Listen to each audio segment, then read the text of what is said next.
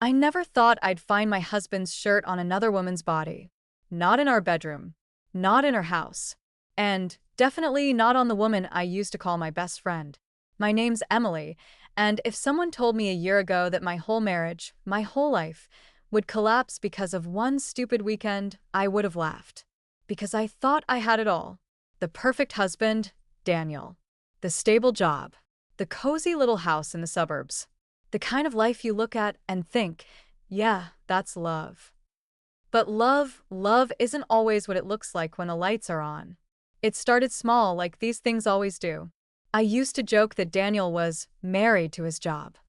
He's an architect, meticulous and obsessive, the kind of man who'd spend hours perfecting a single line on a blueprint. Late nights were common. Deadlines, he'd say. Clients from overseas. I believed him because why wouldn't I? He'd always been responsible. But then came the little shifts. The phone that never left his hand. The new password on his laptop. The sudden smell of cologne that wasn't his usual one. The first time I noticed, it was a Wednesday night. He came home late, looking exhausted. I leaned in to kiss him, and there it was, faint, but distinct. A perfume I didn't wear. Something floral, expensive. Asked about it casually, trying to sound playful. New client with a strong perfume? He laughed it off too fast. Yeah, one of those women who bathes in it. I smiled, but something inside me twisted. I'd known Daniel for 10 years. I could tell when he was lying. A few weeks later, my best friend Sophie started coming around more often. She'd just broken up with her boyfriend and said she needed company. I welcomed her. Of course I did. We'd been friends since college. She was the type who filled a room. Loud, bright, charismatic. Everyone loved her. Even Daniel. Especially Daniel. At first, I didn't think much of it. They joked, they laughed, they talked about work. But one night, after a few glasses of wine, I noticed the way Daniel looked at her. Not long, not obvious, but enough. Enough to make my chest tighten. I brushed it off. I didn't want to be that jealous wife. I told myself I was imagining it. That's the funny thing about intuition. You always know, but you never want to admit it. Things escalated slowly. He started dressing better, wearing cologne again. Sophie started texting during dinner, then glancing at Daniel's phone and laughing about inside jokes. When I asked what was funny, they'd exchange a quick look and say, "Oh, nothing. Just something stupid from work." I didn't realize they'd started working together. She'd gotten a job as a marketing consultant for his firm. Perfect excuse, right? The tension built like a storm in my gut. I'd lie awake at night next to him, watching the rise and fall of his chest, wondering whose name he dreamed about. I began testing him, asking random questions, mentioning Sophie's name, pretending to forget things to see how he'd react. But he was calm. Too calm.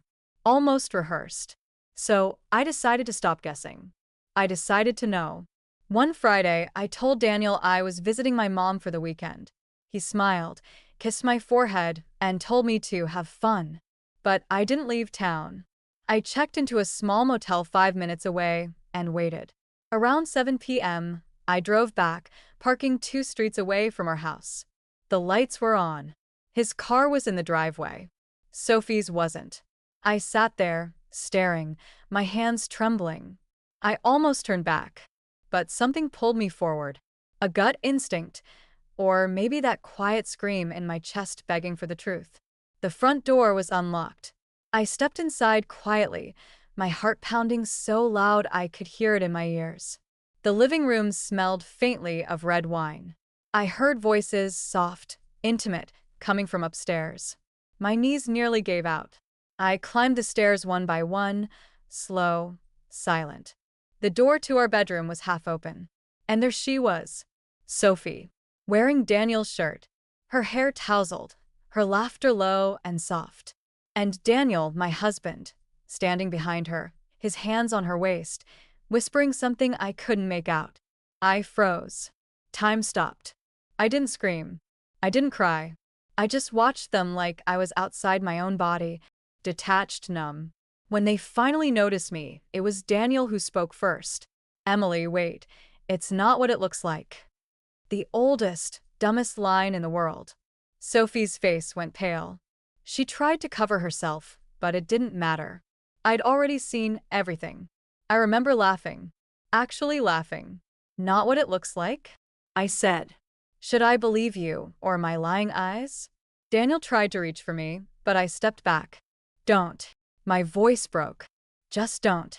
For a long moment, no one said anything. Then Sophie whispered, I didn't mean for this to happen. I stared at her. My best friend. The woman who'd held my hand through heartbreaks, through miscarriages, through everything. Didn't mean for it, I said quietly. You meant for it every time you came into my house, every time you looked me in the eye. I left. I didn't pack. I didn't scream. I just left. I drove until I couldn't see straight. I checked into another motel and sat there all night, staring at the ceiling, trying to understand how 10 years of love could vanish in one night. But that wasn't the end. That was just the beginning. Because 2 days later, I found something that changed everything I thought I knew about that night, and about Sophie. 2 days later, I was still in that motel room. I hadn't showered, hadn't eaten much. Just sat there replaying it all in my head, frame by frame, like a movie I couldn't turn off. The moment she laughed. The sound of his voice whispering her name. The way my heart cracked open but didn't bleed, it just froze. I thought that was rock bottom. But I was wrong. Rock bottom came when I started asking questions I wasn't supposed to ask. You see, people always assume the betrayal ends when you catch them. That once you see the truth, that's it, closure. But betrayal isn't one event. It's a rot that spreads through everything you thought was real, until even your memories start to feel like lies. On Sunday morning, I drove back to the house. I told myself I was just picking up a few things. He was gone, of course. Probably staying with her. The house was quiet, too clean, like it was holding its breath. I walked through each room, touching things that suddenly felt foreign. The couch where we'd binge-watched shows. The kitchen where we'd cooked together. Our wedding photo on the wall. Us smiling, young, stupidly in love. I wanted to smash it, but I didn't. Instead, I walked into his office. He always kept it locked, but he wasn't exactly careful about hiding his spare keys. The smell hit me first, his cologne, faint but there. Then I noticed the laptop on the desk, still open. A message notification blinked in the corner. I shouldn't have looked, but of course I did. The message was from Sophie. He's starting to suspect something. We need to talk. Dated 3 weeks before I caught them. My stomach turned. Starting to suspect what? I scrolled up. There were dozens of messages. Not just about their affair, but about me. She keeps asking questions, Sophie had written. What if she finds out the money? And Daniel's reply, she won't. She trusts me. Just stay quiet. The money? What money? My pulse started to race. I kept scrolling. There were mentions of an investment, a joint account, and keeping her out of it. My heart pounded so hard I thought I'd faint. I opened Daniel's financial files on the laptop. Password protected. But I'd lived with this man for a decade. I knew his patterns. It took me 3 tries. Wedding date, birthday, and finally, Sophie's birthday. The screen unlocked. My stomach dropped. There it was, a transfer history showing large sums of money moved out of our joint savings into an offshore account. Tens of thousands of dollars. Over the past year. And the beneficiary name? Sophie Ellis. My best friend. It wasn't just betrayal, it was theft. They'd been using me. Manipulating me. My mind raced back over the past few months. Sophie asking for advice about real estate. Daniel insisting we invest in something long-term. I'd signed some documents he'd brought home, trusting him completely. He'd said it was about refinancing, but it wasn't. They'd set me up. I slammed the laptop shut, trembling. I wanted to scream, to destroy something, but I just sat there, shaking, tears blurring my vision. That's when I heard it, a car pulling into the driveway. I froze. Then the front door opened. Daniel's voice. Emily. My heart nearly stopped. He wasn't supposed to be here. I quickly shut off the laptop and shoved it into my bag. He walked into the office and stopped dead when he saw me. What are you doing here? His tone wasn't shocked. It was cold, sharp, like I was the intruder. This is my house, I said quietly. Our house, he corrected. Not anymore. He looked tired, but not remorseful. More irritated. Emily, I know you're angry, but we can talk about this like adults. I laughed bitterly. Talk about what, exactly? You sleeping with my best friend? Or you draining our savings to fund your little affair? That caught him off guard. His eyes flickered just a second, but enough. I don't know what you're talking about, he said quickly. Oh, don't you? I pulled a laptop out and opened it, the message thread still on the screen. His jaw tightened. You went through my computer? You stole my money. I snapped. Don't you dare talk to me about privacy. He exhaled slowly, the mask slipping. It's not what you think. Then explain it. He hesitated. For the first time, I saw fear in his eyes. Real fear. You wouldn't understand, he muttered. Try me. Silence stretched between us. Then he said, it wasn't about us. It was about the company. Sophie got involved because what? She's your partner in crime? Your emotional support thief. He slammed his hand on the desk. Because I owed someone money, all right? The words hung there, thick and heavy. Owed who? I demanded. He didn't answer. Instead, he ran a hand through his hair, pacing. You don't get it. They threatened me. If I didn't move that money, they were going to destroy me. So you destroyed me instead? I whispered. He looked up at me then, and for a moment, I almost saw the man I used to love. The one who'd held my hand when I cried after my miscarriage, who'd promised me forever. I'm sorry, Em, he said softly. It just got out of control. Out of control? I repeated. You were sleeping with her. He didn't deny it. Just looked down. That's when I realized something. He wasn't just sorry. He was scared. Not of me. Of something else. Who are they, Daniel? I pressed. Who threatened you? He hesitated. You wouldn't believe me. Try me. He looked at me, eyes dark, voice low. Sophie's not who you think she is. My blood ran cold. What? He rubbed his face, exhausted. She's been blackmailing me. She's been blackmailing us both. I stared at him, confused, angry, trying to process what he was saying.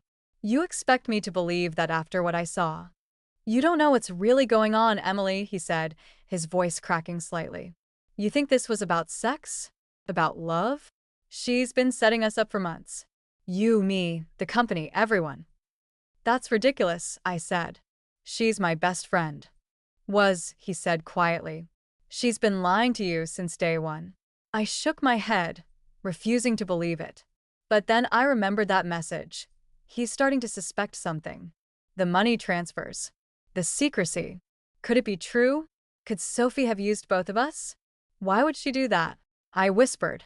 He hesitated. Because she's not who she says she is. I opened my mouth to speak, but the sound of tires screeching outside made us both turn. Daniel's face went pale. She's here, he whispered. What? He grabbed my arm. You need to leave. Now. Daniel, what the hell is going on? But before he could answer, the front door opened. Sophie's voice, cold and calm. Well, she said, stepping into the office doorway, her eyes locking on both of us. Isn't this cozy? Sophie stood there like a ghost from a nightmare, only she wasn't pale or shaken. She was composed. Calm. Like she'd been expecting this exact scene. Her lipstick was perfect, her blouse crisp, her eyes steady as if she were walking into a business meeting, not the wreckage of two people she'd just destroyed. Daniel stiffened beside me, his whole body tense. Sophie, he said quietly. She smiled, slow and venomous. Daniel. Emily. Her tone was flat, almost bored. Looks like the secret's out. I felt a rush of rage surge through me. Secret? You mean the part where you crawled into my bed with my husband? Or the part where you stole my life savings? Her eyes flicked to me, unbothered. Oh, sweet Emily. Still playing the victim. You really have no idea, do you? I blinked, stunned. What the hell are you talking about? She stepped into the room, heels clicking against the floor, and looked around like she was assessing a space she already owned. You think this was about Daniel? About love? Please. Daniel's just convenient. Weak. Daniel flinched.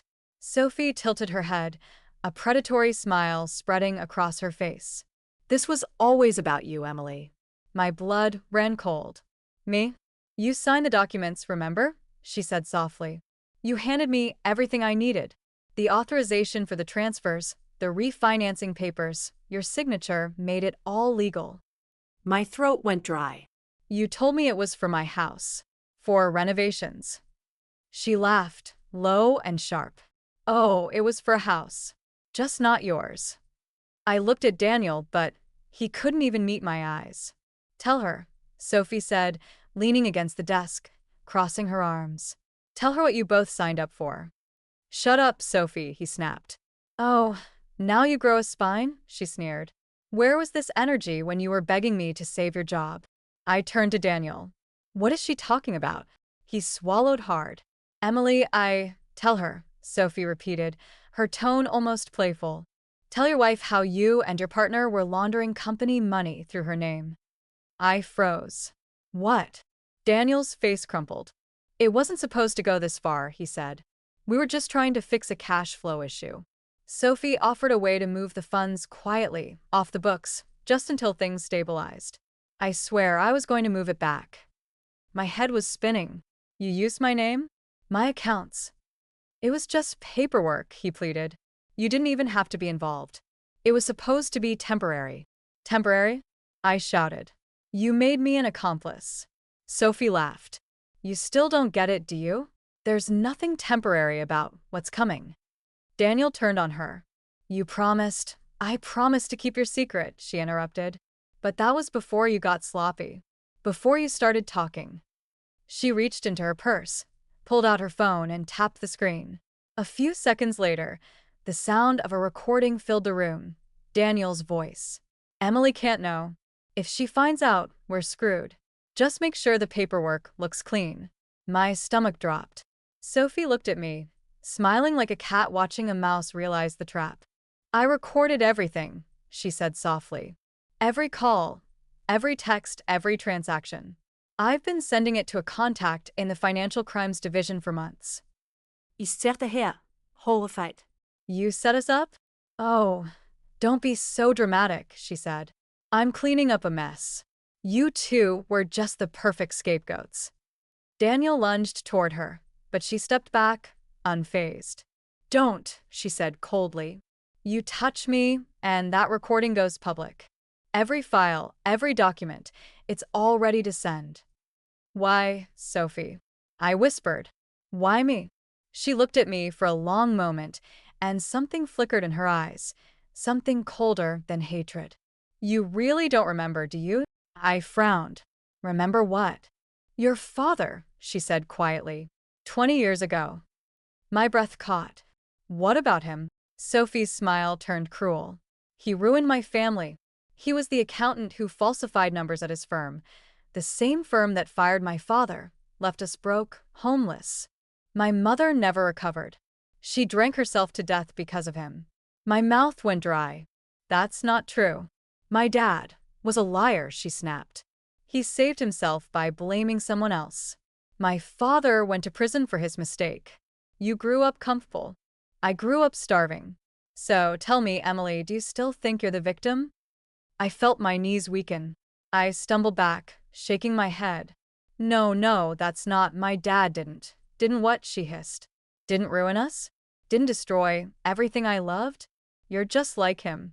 Naive. Privileged. Blind to the damage your family causes. Sophie, Daniel said quietly, this isn't justice. This is obsession. She turned to him, smirking. You think I care what you call it? You were a tool. Both of you were. And now you're liabilities. She reached into her bag again. For a split second, I thought she was pulling out another phone. But then I saw it, the black metal glint under the light. My heart stopped. A gun. Sophie, put that down, Daniel said, raising his hand slowly.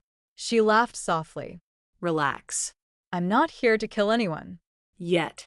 I just need insurance. You've already ruined us, I shouted. What else do you want? I want closure, she said simply.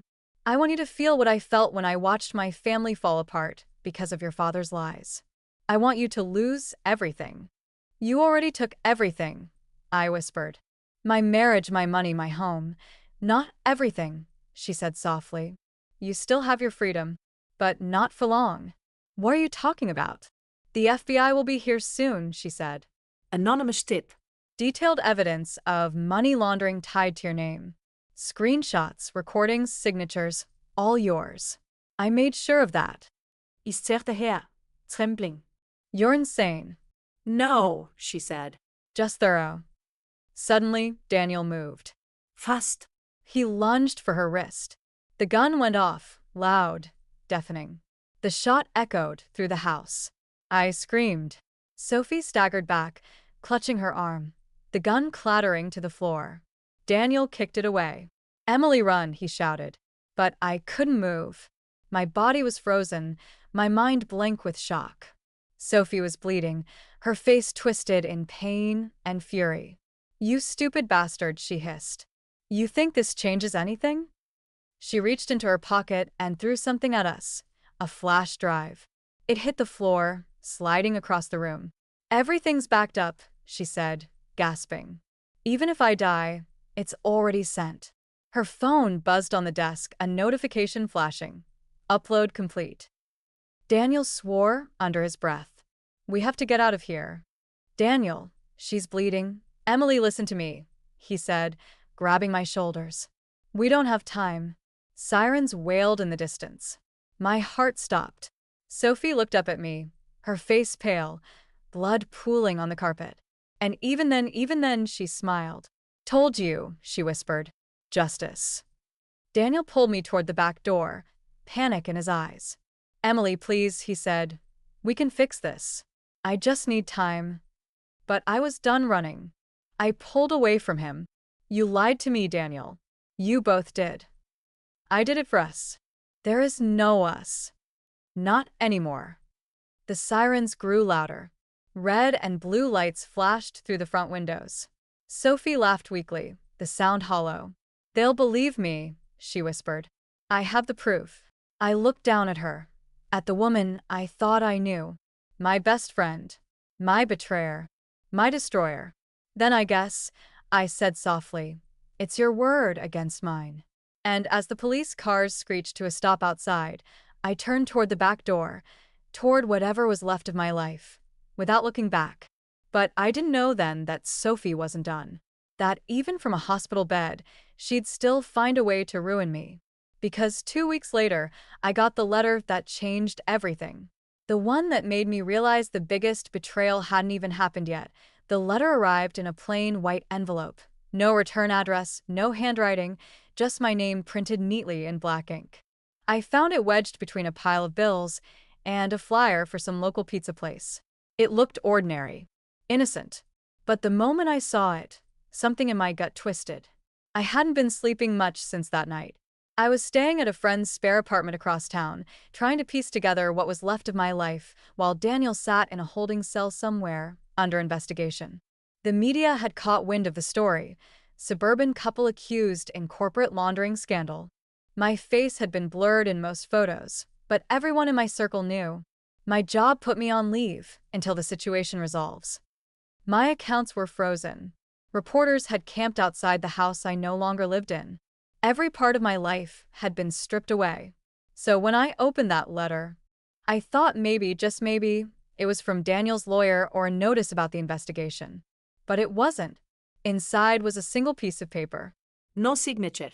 Just one sentence typed neatly in the center. You still don't know the whole truth. My hands started shaking.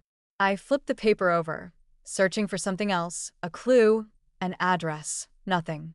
Then I noticed a faint watermark in the corner, the logo of Oak Ridge Medical Center. My heart skipped. That's where Sophie was taken after the shooting. I didn't know if she was alive, if she was in custody, or if she'd cut some deal with the authorities. But somehow I knew she was behind this. Or someone working for her. I couldn't explain it, But the moment I saw that logo, I felt her presence again. That same cold, calculating energy. The kind that always made me feel like she was 3 steps ahead.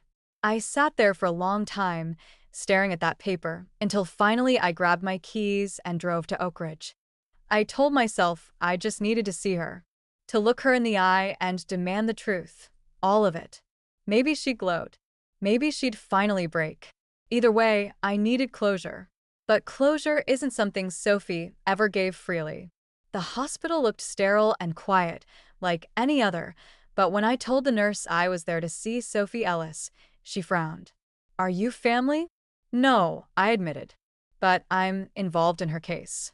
She glanced at her screen, then back at me. I'm sorry, but Ms. Ellis isn't here anymore. My stomach dropped. What do you mean, not here? She checked out last week. Checked out. Yes. Released against medical advice. Signed the forms herself. I blinked, stunned. But she was shot. She was under police custody. The nurse shrugged. Maybe they transferred her somewhere else. We just have a record that she signed out and left. My head was spinning. Sophie wasn't supposed to be free.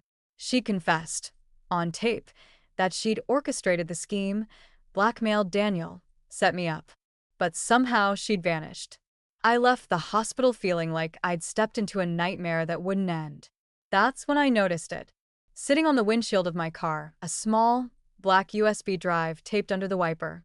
No note, no label, just the drive. My throat went dry. I looked around, scanning the parking lot, but no one was there. The wind rustled through the trees, the faint hum of traffic in the distance, but otherwise it was silent. Too silent. I snatched the drive, got into my car, locked the doors, and sat there for a minute, my heart hammering. Then I drove back to the apartment and plugged it into my laptop. The screen flickered. A single folder appeared, titled for Emily. I opened it. Inside were dozens of files, PDFs, recordings, photos. The first video started automatically. It was Sophie, sitting in what looked like a dimly lit room, her hair tied back, wearing a hospital gown. She looked pale, but her eyes, God, those eyes, still burned with the same quiet madness. If you're watching this, she began, then they've probably told you I'm gone, that I ran. But you should know the truth, Emily. You were never my target. I froze. My pulse raced as she leaned closer to the camera. You were just collateral. The real person I wanted was Daniel. She smiled faintly. He thought he was the one manipulating me, that I was just some woman obsessed with revenge. But Daniel wasn't who he said he was either. My breath hitched. Your husband, she said slowly, was laundering money long before I came along. Years before. I just found a way to make him useful. No, y whispered. You're lying. She chuckled. You always think that, don't you? That people can't be as bad as they really are. She reached off screen, grabbed a folder, and held up a photo. It was Daniel, younger, in a suit, standing with another man I didn't recognize. The caption at the bottom read, Daniel Cole, CFO, Armitage Development Group, investigated for fraud, 2015. I blinked, trying to process it. He changed his name after the scandal, Sophie continued. Started over. New company, new identity, new wife. You. The perfect cover. My head started to spin. He used you, Emily, she said, her voice almost tender. Just like he used me. He made you believe you were part of something real, while he hid behind your innocence.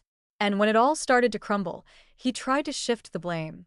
To me, to you, to anyone but himself. She smiled again, small and eerie. That's why I did what I did. Not just for revenge, but to finish what should have been finished years ago. The screen flickered. The video cut off. I sat there, staring at the frozen frame of her face, feeling like the air had been sucked out of the room. My husband, my whole marriage, had been built on lies deeper than I ever imagined. And Sophie, she wasn't the villain I thought she was. Or maybe she was both, the villain and the avenger. The files on the drive painted an even darker picture. Bank statements, Fake IDs, offshore accounts, all tied to Daniel. Some of them even dated before we were married. He'd been using aliases, shell companies, fake signatures. My signature. And all the while, he looked me in the eyes every night and told me he loved me. I felt sick. Betrayal layered on betrayal until I couldn't tell which way was up. Then I found the last file, a text document, only a few words long. You can expose him, or you can disappear. Choose wisely. There was an address at the bottom. A cabin, 2 hours north in the woods. I didn't know what I was supposed to find there, or if it was a trap. But something inside me, something cold, steady, and hollow, told me I had to go. The next morning, I drove north. The air grew colder, the trees thicker. By the time I reached the cabin, the sun was setting behind the hills, casting everything in gold and shadow. The place looked abandoned. Dust on the porch, windows boarded from the inside. But when I stepped closer, I noticed tire tracks, fresh ones. My stomach tightened. I pushed the door open. It creaked. Inside, the air smelled like dust and damp wood. There was only one thing on the table, a phone, buzzing faintly. The screen lit up, unknown number calling. My hands shook as I answered. Hello. Silence for a beat. Then a voice I hadn't heard in weeks. Emily. Daniel. My heart nearly stopped. Where are you? He asked. His voice was quiet, tired, different. You shouldn't have come here. What the hell is this place? What's going on? You shouldn't have found that drive. Sophie sent it, I snapped. She told me everything. About the fraud. About your past. Is it true? Silence. Then, it's complicated. Don't you dare, I hissed. Don't you dare tell me it's complicated. I've lost everything because of you. You don't understand, he said, desperation creeping into his tone. Sophie wasn't working alone. My breath caught. What? She was part of something bigger, he said. A network. They use people like us, companies, families, as fronts. Sophie thought she was in control, but she wasn't. They wanted access to the firm's finances. And now they have it. You're lying. I wish I was, he said softly. You have to leave, Emily. They know about the drive. They know you've seen it. Who are they? I demanded. He didn't answer. Instead, I heard movement on the line, a door creaking, footsteps, a muffled voice. Then his whisper, urgent, panicked. They found me. Daniel? Static crackled through the line. Then a gunshot. The call went dead. I stood there, frozen, phone still pressed to my ear, as the silence swallowed me whole. I didn't know who to trust anymore. Sophie, Daniel, anyone. All I knew was that something much darker had been hiding beneath our lies. And now it was coming for me. But that wasn't the end. Because 2 nights later, I got another letter. No words this time, just a single photograph. Me. Standing in front of that cabin. Taken from the trees. Someone had been watching. Someone still was, that I didn't sleep that night. I sat by the window of the apartment, the photograph on the table in front of me, staring at it under the flickering kitchen light. It was me, exactly as I'd been 2 days earlier. Hair pulled back, jacket zipped, phone in my hand. The picture was sharp, clean, taken from the woods behind the cabin. Someone had been there, waiting, watching. The back of the photo had a single line written in small black ink. You chose wrong. For hours I just stared, trying to piece together what that meant. I hadn't chosen anything. I'd just been surviving, reacting, running from one truth to the next. But apparently, that was a choice too. By dawn, I couldn't stay still. I packed a bag, grabbed the laptop with Sophie's files, and went to the only place that still felt safe, the police station. I wasn't going to be the victim anymore. I was done with the secrets, the fear, the manipulation. I needed to hand over everything, the drive, the photos, the recordings. I needed to end this. When I got there, I asked for Detective Monroe, the lead on Daniel's case. He met me in a small gray interview room, eyes tired, coffee in hand. I dropped the folder and the USB on the table. Everything's in there, I said. All of it. Sophie's confessions, Daniel's files, the offshore accounts. He studied me for a long moment, then sighed. Emily, we've already received most of this. My stomach twisted. What do you mean? It was emailed to us anonymously last night, he said. Hundreds of files, documents, recordings. From a private server. Whoever sent it knew what they were doing. That wasn't me, I said quickly. I haven't emailed anyone. He nodded slowly. We know, but there's something else. He pushed a photo across the table. My breath caught. It was Daniel. Or what was left of him. His car had been found off a service road near the cabin, burned out, unrecognizable except for his watch, melted to the steering wheel. We're still investigating, Monroe said. But there were two sets of footprints leading away from the wreck. One male, one female. Sophie, I whispered. She's alive. He didn't answer. Just watched me carefully, like he was waiting for me to say something more. You think I'm involved? I said quietly. No, he said after a pause. But whoever is, they're not finished. We traced the upload. The files came from an encrypted network bouncing through at least 6 countries.